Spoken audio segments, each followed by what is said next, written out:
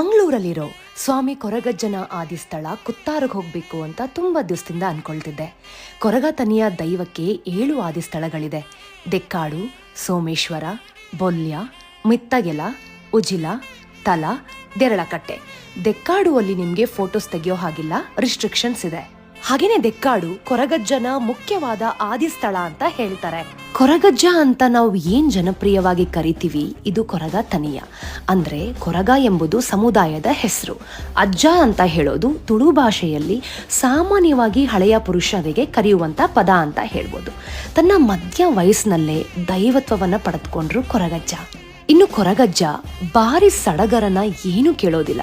ನಿಮ್ಮ ನಿಜವಾದ ಪ್ರೀತಿಯಿಂದ ಎಲೆಹಡಿಕೆ, ಚಕ್ಲಿ, ಸಾರಾಯಿನ ನೈವೇದ್ಯವಾಗಿ ಕೊಟ್ರೆ ಸಾಕು, ಮಗು ತರ ನಿಮ್ ಜೊತೆಲೇ ಇದ್ಬಿಡ್ತಾರೆ.